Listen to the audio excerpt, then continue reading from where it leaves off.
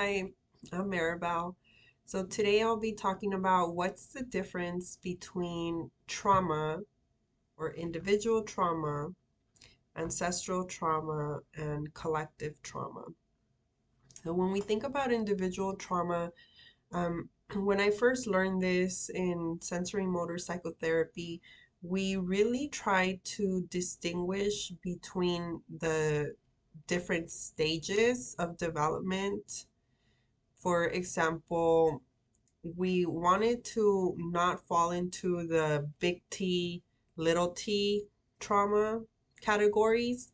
And big T was like big events, a sexual assault, car accident, natural disaster, where little t was things that happened during like early childhood, things that were kind of normalized during daily living. So, for example, growing up in a home that had a lot of yelling, maybe a lot of corporal punishment, a lot of fighting between the parents, maybe parents going in and out of the household, whether that was just leaving and returning or having different relationships and then coming back with the parent, or whether that was being incarcerated and returning. Most people don't think about these little t traumas as trauma, but yet the reality is that most human beings experience trauma in their lives, whether they know it or not. Um, as a therapist working with teenagers, when I ask my patients, has there been any trauma? They say no. And then I finish the assessment, we start doing sessions, then they start sharing more things, and then I start noticing that a lot of their earlier childhood experiences, or even what they were currently going through, were traumas. We can add in there being bullied by another peer, or even being bullied by the school administration. Your teacher could be bullying you. You have to know that even though we've normalized these wrong ways of talking to each other, that does not make it okay.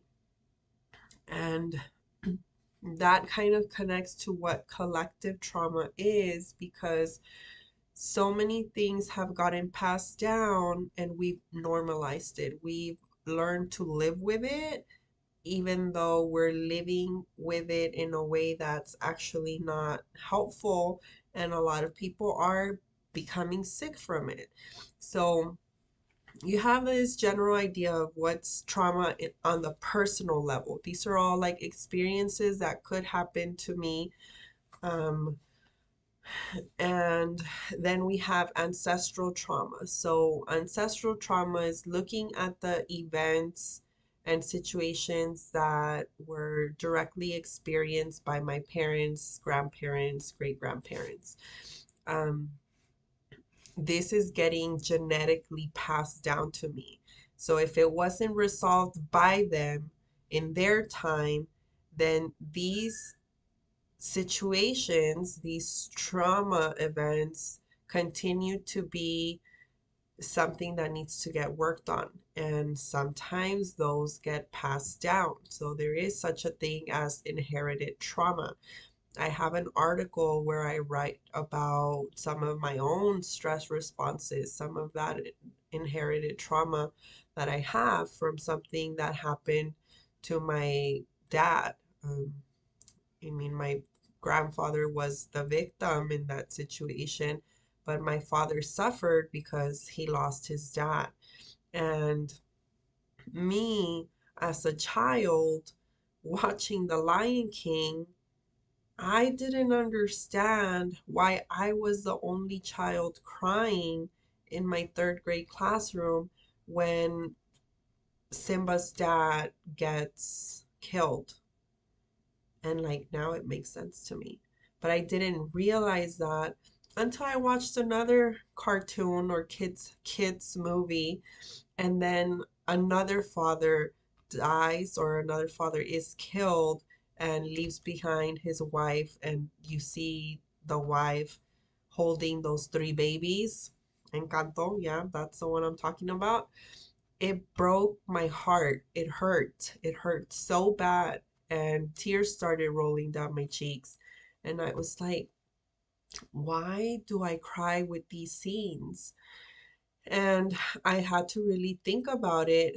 And then I realized, like, it's not my pain. I was trying to connect it to me. Why is it so painful for me? And it's the pain that my father felt. My father felt this pain when his father was killed. And what I did know was that my father never really got to mourn the loss of his dad because he soon after stepped in as like the responsible one. He's the second oldest in his family, but he really had to step up. And I grew up not hearing my dad talk about his dad because he couldn't, because it's too painful. But just in the past couple of years, he's been able to do that.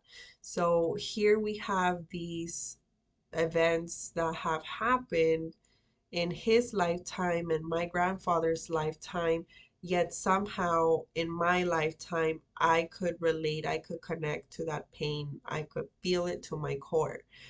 And then we have collective trauma. Those are traumas that have been suffered by a community as a whole. So I haven't dug deep into our family history, but collectively, what I know so far is that my family all lived in Mexico, grandparents, great grandparents, great great grandparents. So I haven't been able to trace our family to any other area. And so far, I only know like obviously World War I and World War II were happening in the world.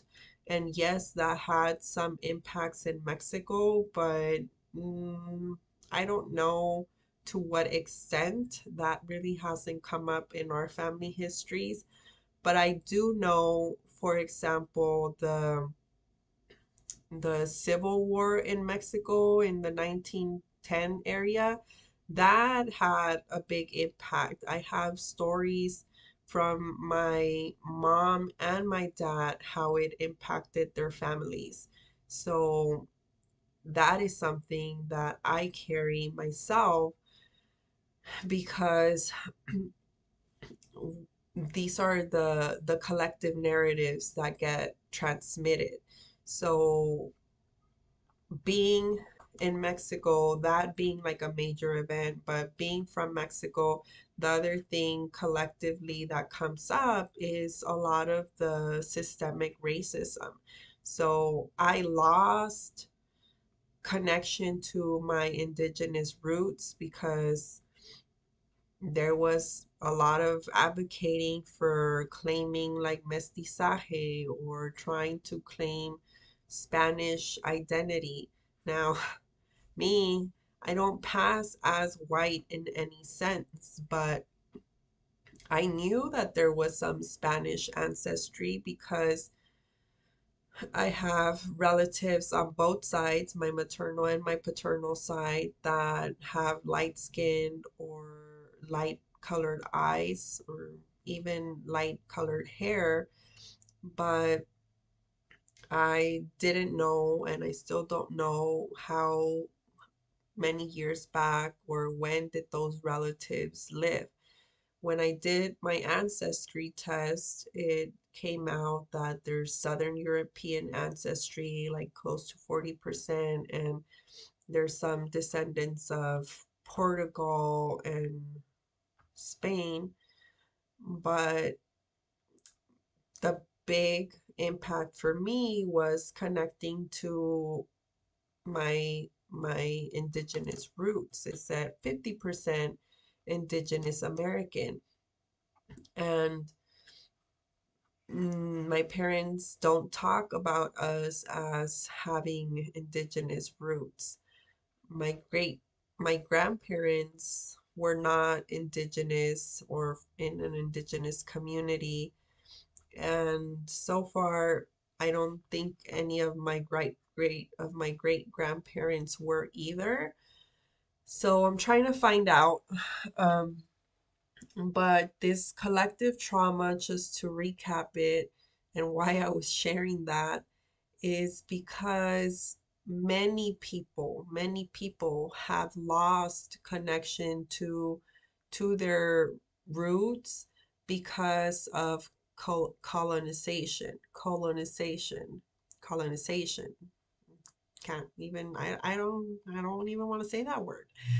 Um, this big influence. I mean, I shared that when I did my DNA testing, I wanted to be able to say, oh, yes, I have Spanish origins or Spanish blood. And I'm not trying to deny that I have Spanish origins either. I'm grateful that, I have diversity. I also found out I have a small percentage of African and small percentage of Vietnamese ancestry. So I am grateful that I know that I am a mixed being. I don't have to try to claim 100% anything because I love culture. I love diversity. I love learning about new things. I do want to go to Spain, Portugal, Africa, Vietnam, all these places. Um, and so many of us, if you see it that way, this mentality of not wanting to claim a certain root of their ancestry is damaging. It's hurtful. It's what keeps us divided. Um, yeah, people have suffered, but we get to make the difference. We get to change things. So I really hope that you think about what I'm sharing. These are all just my thoughts. I am not trying to convince anybody of anything, but I do want to share that there's people out there that have this lens that's more open-minded, and we need to unite and share with other people, and maybe people will transform in their way of seeing things, not get convinced, but transform. And we're allowed to have that. We're allowed to be ever changing and not feel stuck. There is no right or wrong. So think about it.